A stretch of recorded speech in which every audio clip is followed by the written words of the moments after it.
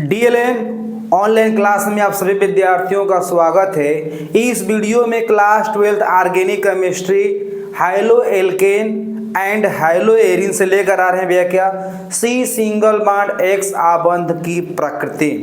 यानी हाइलो एल्केनों का रासायनिक गुणधर्म समझने से पहले हम लोग सी सिंगल बॉन्ड एक्स की प्रकृति जानना है, इस आबंध की नेचर क्या होता है जानना है। तो हाइलो एल्केनों में सी सिंगल बॉन्ड एक्स आबंध जो होता है ध्रुवीय सहसंयोजक बंध होता है। हाइलो एल्केनों में सी सिंगल बॉन्ड एक्स आबंध जो होता है ध्रुवीय सहसंयोजक आबंध होता है। यानी हमें मालूम है कि कार्बन परमाणु जो है मेंडलीव के आवर्त सारणी में 14वें समूह में है, जबकि हाइड्रोजन परिवार जिसमें फ्लोरीन, क्लोरीन, ब्रोमीन और आयोडीन और अस्टाटीन को रखा गया है, इन्हें हाइड्रोजन परिवार के नाम से जाना जाता है। और आवर्त सारणी में जो है इनको 17वें समूह में रखा गया है। तो नियम फॉलो होता है भैया क्या, किसी आवर्त में बाएं से दाएं यानी लेफ्ट टू राइट रिमूव होने पर तत्वों के वैद्युत ऋणीयता का गुण, जिसे हम बोलते हैं इलेक्ट्रोनेगेटिव कैरेक्टर, तो वैद्युत ऋणीयता का गुण जो होता है बढ़ता जाता है। यानी कि निश्चित तौर से हाइड्रोजन परमाणु जो होता है कार्बन की तुलना में प्रबल वैद्युत ऋणी होता है, अतः साझेदारी वाले इलेक्ट्रॉन को निश्चित तौर से हाइड्रोजन फैमिली, हाइड्रोजन मेंबर जो है अपने तरफ आकर्षित करेंगे।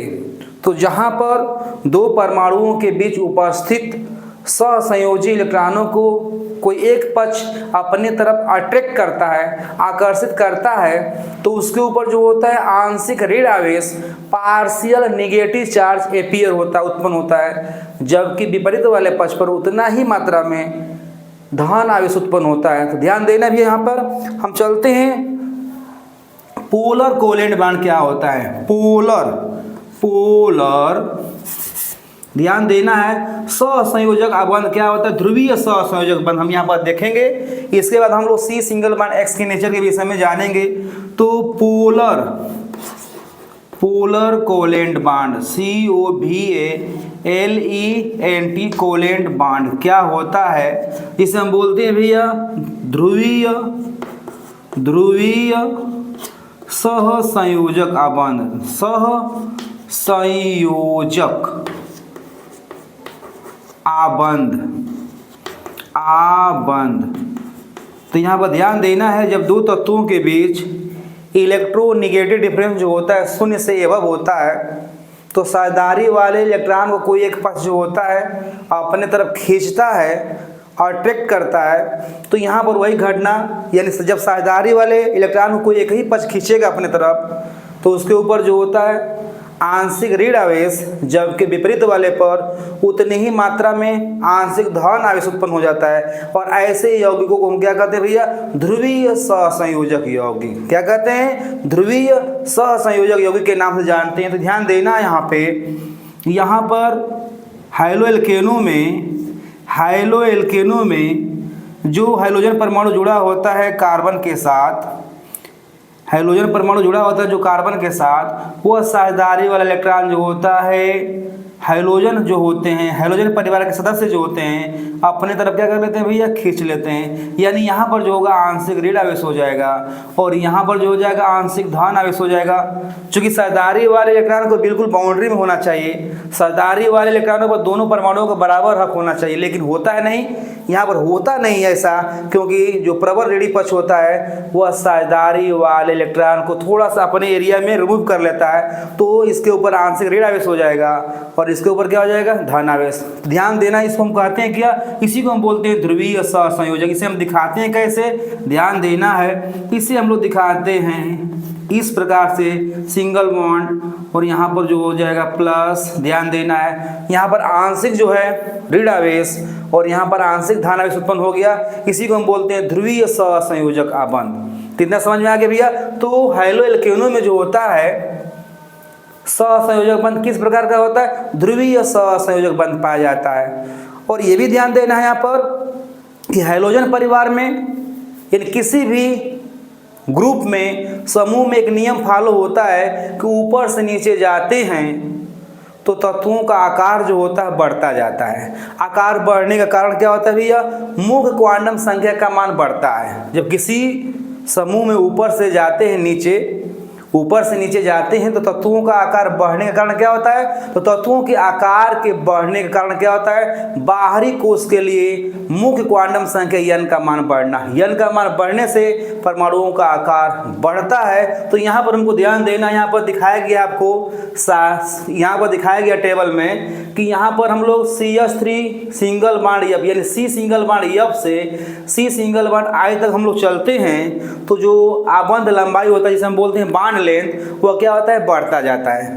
ध्यान देना है, यहाँ पर जो है C सिंगल बॉन्ड F जो है बॉन्ड लेंथ 139 पिकोमीटर है, जबकि C सिंगल बॉन्ड Cl की लंबाई जो होता है उससे बढ़कर कुछ हो गया, कितना अधिक हो गया? 178 हो गया।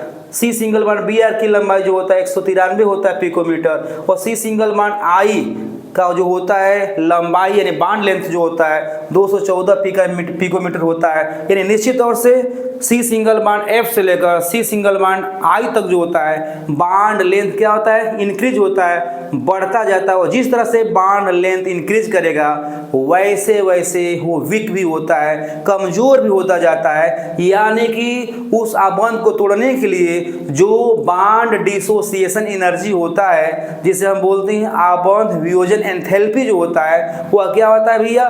घटता जाता है। तो यहाँ पर देखिए दिखाया गया सारे में C सिंगल बॉन्ड X आबंध की एंथैल्पी जो होता है किलो जूल प्रति मोल में मापा जाता है। तो यहाँ पर देखिए C सिंगल बॉन्ड F को तोड़ने के लिए यहाँ पर जो होता है 452 किलो जूल प्रति मोल एनर्जी इन्वेस्ट करता है। यानी यहाँ पर जो होता है बॉन्ड डिसोसिएशन एनर्जी क्या होता है? एक मोल हैलो एल्केनों में उपस्थित C सिंगल बॉन्ड X आबंध को तोड़ने में जो ऊर्जा निर्मुक्त होता है उसे हम आबंध एंथैल्पी के पदों में मापते हैं, या जिसे हम बोलते हैं बॉन्ड डिसोसिएशन एनर्जी के नाम से भी जानते हैं। तो यहाँ पर हम लोग ध्यान देना है कि C सिंगल बॉन्ड F आबंध की जो बॉन्ड डिसोसिएशन एनर्जी है वो 452 है। इसी क्रम में यहाँ पर 234, यानी जैसे जैसे बॉन्ड लेंथ बढ़ेगा आबंध बढ़ेगा, आबंध की लंबाई बढ़ेगा,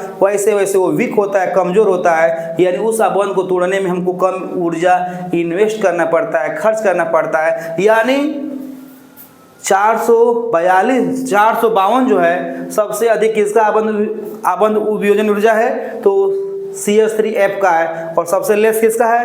तो CH3I का है। तो निश्चित तौर से जिसकी बॉन्ड डिसोसिएशन एनर्जी ज़्यादा होता है, आबंध वियोजन एंथैल्पी जिसका ज़्यादा होता है, वह कमज़ोर होता है और यानी कम सक्रिय होता है। और जबकि जिसका बॉन्ड डिसोसिएशन एनर्जी जो होता है जितना ही लेस होता है, कम होता है, वह उतना ही क्या होता है भैया? सक्रिय होता है। यहाँ पर ध्यान देना है, यानी सबसे अधिक सक्रिय कौन होगा? CH3I यानी मेथिल आयोडाइड या आयोडोमेथेन जो होगा सबसे अधिक क्रियाशील होता है। जबकि 452 यानी 452 किलो जूल प्रति मोल एंथैल्पी किसका होता है?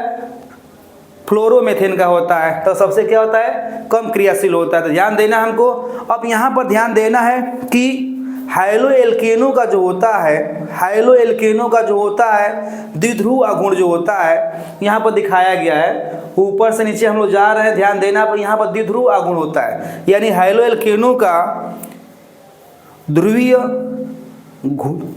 एल्केनो का द्विध्रुव अगुण जो होता है यहाँ पर दर्शाया गया है। और द्विध्रुव अगुण क्या होता है? तो ध्यान देना है, हम दिखा रहे हैं यहाँ पर अगर दोनों आवेश के बीच का दूरी मान लीजिए क्या है? L है। तो द्विध्रुव अगुण कैसे निकाला जाता है? तो दो आवेशों के बीच की दूरी और किसी एक आवेश के गुणनफल को हम क्या कहते हैं? द्विध्रुव अगुण कहते हैं, जिसे हम बोलते हैं टाउ बराबर होता है क्या? Q2QL। टाउ बराबर क्या होता है? 2QL। 2 क्या होता है? 2L जो होता है दोनों आवेश के बीच की लंबाई होता है, जबकि यहाँ पर Q जो होता है कोई एक बिंदु आवेश होता है। तो यानी यहाँ पर दिखाया गया है कि द्विध्रुव अगुण जो है यहाँ पर दिखाया गया है सबसे अधिक किसका है? यहाँ पे ध्यान देना है 1.847 किसका है? फ्लोरोमेथेन का है। यहाँ पर 1.860 जो है यहाँ पर जो है आपका क्लोरोमेथेन का है, जबकि 1.830 जो है आपका ब्रोमोमेथेन का है, और जबकि 1.636 जो है किसका है? आयोडोमेथेन का। तो यहाँ पर देख रहे हैं यहाँ पर द्विध्रुव गुण होता है। यहाँ पर द्विध्रुव गुण क्या होता है समझ में आ गया होगा कि दो बिंदु आवेश, चूंकि यहाँ पर जो है हाइड्रोजन के ऊपर क्या है? ऋण आवेश है, और कार्बन परमाणु के ऊपर क्या है? धन आवेश है। तो यहाँ पर दो आवेश उत्पन्न हो रहे हैं, तो दोनों आवेशों के बीच की जो दूरी होगा वह दूरी और किसी एक बिंदु आवेश के गुणनफल को क्या कहते हैं? द्विध्रुव गुण कहते हैं। द्विध्रुव गुण किस में मापा जाता है? इसका मात्रा क्या होता है? यूनिट क्या होता है? डिवाई। क्या होता है? डिवाई होता है। तो ध्यान देना, यहाँ पर द्विध्रुव गुण दिया गया है, लेकिन हमको यहाँ पर मुख्य रूप से समझना है क्या? जिसका बॉन्ड लेंथ ज़्यादा होगा उसका बॉन्ड डिसोसिएशन एनर्जी जो होता है जिसका बॉन्ड लेंथ सबसे ज़्यादा होगा उसका बॉन्ड डिसोसिएशन एनर्जी क्या होता है? बॉन्ड डिसोसिएशन एनर्जी जो होता है सबसे कम होता है, और जिसका बॉन्ड लेंथ जितना ही कम होगा उसका बॉन्ड डिसोसिएशन एनर्जी जो होता है सबसे अधिक होता है। यानी सबसे अधिक क्रियाशील कौन है? तो फ्लोरोमेथेन है। और सबसे कम कौन है भैया? तो सबसे कम जो होता है बॉन्ड डिसोसिएशन, बॉन्ड आबंध वियोजन एंथैल्पी जो होता है वो होता है आयोडोमेथेन का। यानी सबसे अधिक क्रियाशील ये होता है, और सबसे कम क्रियाशील जो होता है वो फ्लोरोमेथेन होता है। और द्विध्रुव गुण ध्यान देना है यहाँ पर, ध्रुवीय यहाँ पर ध्यान देना हम लोग को कि हाइलो एल्केनों का जो होता है द्विध्रुव गुण जो होता है शून्य नहीं होता है। इसका कारण क्या होता है? तो हाइलो एल्केनों का द्विध्रुव गुण शून्य नहीं होता है। इसका कारण क्या है?